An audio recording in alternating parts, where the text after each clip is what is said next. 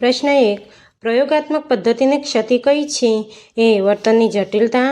બી. શિક્ષકોનો અભાવ. સી. યંત્રોનો અભાવ. ડી. પોતાના દોષોને છુપાવી શકાય છે. સાચો જવાબ છે સી. યંત્રોનો અભાવ. પ્રશ્ન 2. માનવતાવાદીઓ વિદ્યાર્થીની કઈ શક્તિઓ પર ભાર મૂકે છે? એ. અર્થગ્રહણ શક્તિ. બી. સહનશક્તિ. સી. તાર્કિક શક્તિ. ડી. શરીર શક્તિ. સાચો જવાબ છે એ. અર્થગ્રહણ શક્તિ. પ્રશ્ન 3. પ્રયોજનવાદીઓના મતે જીવન કેવું છે? એ. શંકાશીલ. બે. સ્મરણશીલ. સી. પ્રયોગશીલ. ડી. પરિવર્તનશીલ.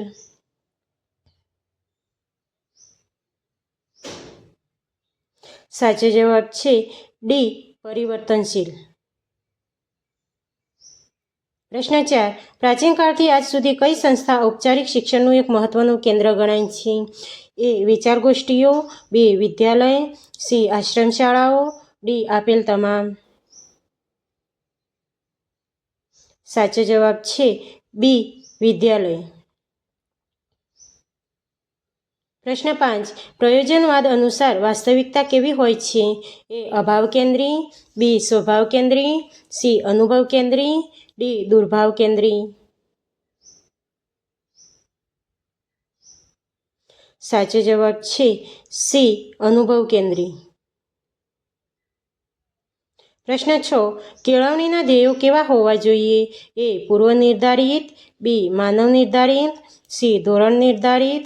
ડી. ઉત્તર નિર્ધારિત.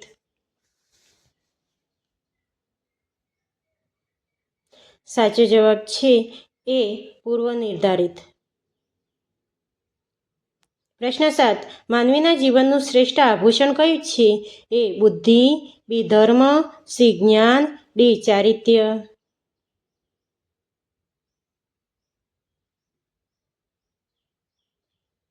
સાચો જવાબ છે ડી. ચારિત્ર્ય. પ્રશ્ન 8. આદર્શવાદીઓ કઈ પદ્ધતિને સમર્થન આપે છે? એ. જૂથ ચર્ચા પદ્ધતિ. બી. વ્યાખ્યાન પદ્ધતિ. સી. પ્રત્યક્ષ પદ્ધતિ.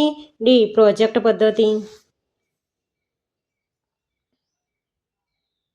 સાચો જવાબ છે બી. વ્યાખ્યાન પદ્ધતિ. પ્રશ્ન 9. વિદ્યાર્થીઓમાં સમાજ સેવાની ભાવના વિકસે એ કયો હેતુ છે? એ. સામાજિકતાનો હેતુ. બી. પ્રાકૃતિક હેતુ. સી. નૈતિકતાનો હેતુ. ડી. આર્થિકતાનો હેતુ. સાચો જવાબ છે એ. સામાજિકતાનો હેતુ. પ્રશ્ન 10. કેળવણીમાં દ્વિધ્રુવોમાં શિક્ષક વિદ્યાર્થી તો ત્રીજો ધ્રુવ કયો છે? એ. પાઠ્યપુસ્તક. બી. સંસ્કૃતિ. સી. સમાજ. ડી. વર્ગખંડ. સાચો જવાબ છે સી. સમાજ. પ્રશ્ન 11. શાના અભાવમાં મનુષ્યના વ્યક્તિત્વનો વિકાસ થતો નથી? એ. ધનના અભાવમાં. બી. જ્ઞાનના અભાવમાં. સી. પુસ્તકના અભાવમાં. ડી. શક્તિના અભાવમાં. સાચો જવાબ છે બી. જ્ઞાનના અભાવમાં. પ્રશ્ન 12. કેળવણી દ્વારા બાળકમાં કયા નાગરિકના ઉત્તમ ગુણોનો વિકાસ કરવો? એ. સામાજિક હેતુ. બી. વૈયક્તિક હેતુ. સી. અનૌપચારિક હેતુ. ડી. એકાંગી હેતુ. સાચો જવાબ છે એ. સામાજિક હેતુ. પ્રશ્ન 13. કેળવણી માનવના કેવા વિકાસની પ્રક્રિયા છે? એ. એકપક્ષી. બી. એકાંગી. સી. દ્વિપક્ષી.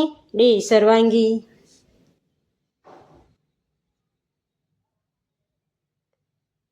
સાચો જવાબ છે ડી. સર્વાંગી. પ્રશ્ન 14. કેળવણી જન્મથી ક્યાં સુધી ચાલતી પ્રક્રિયા છે? એ. અલ્પ સમય. બી. મૃત્યુ પર્યંત. સી. બાલ્યકાળ. ડી. યુવાવસ્થા.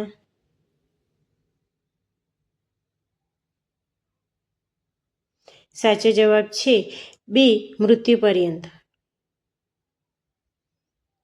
પ્રશ્ન 15. સાંપ્રત સમયમાં સમાજની સળગતી સમસ્યા કઈ છે? એ. શિક્ષિત વ્યક્તિ. બી. શિક્ષણ પ્રથા. સી. શિક્ષિત બેકારી. ડી. શિક્ષિત ધોરણો.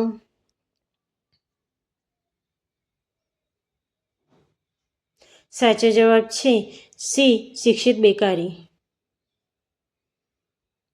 પ્રશ્ન 16. ફિલોસોફી શબ્દમાં ફિલોસ શબ્દનો અર્થ શું થાય છે?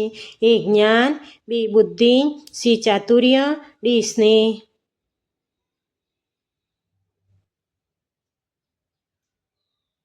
સાચો જવાબ છે એ જ્ઞાન.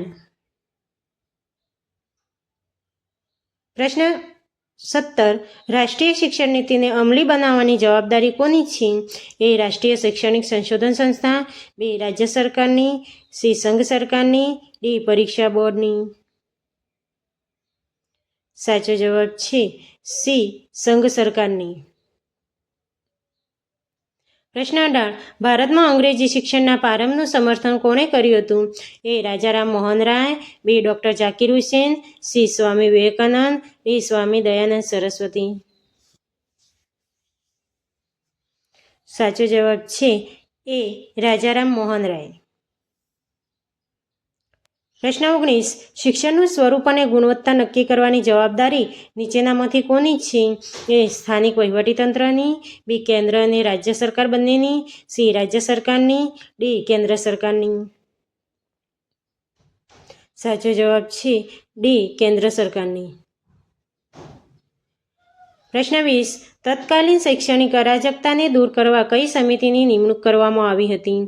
એ હાટોંગ સમિતિ, બી ગોખલે સમિતિ, સી કોઠારી સમિતિ, ડી વુડની સમિતિ. સાચો જવાબ છે બી ગોખલે સમિતિ.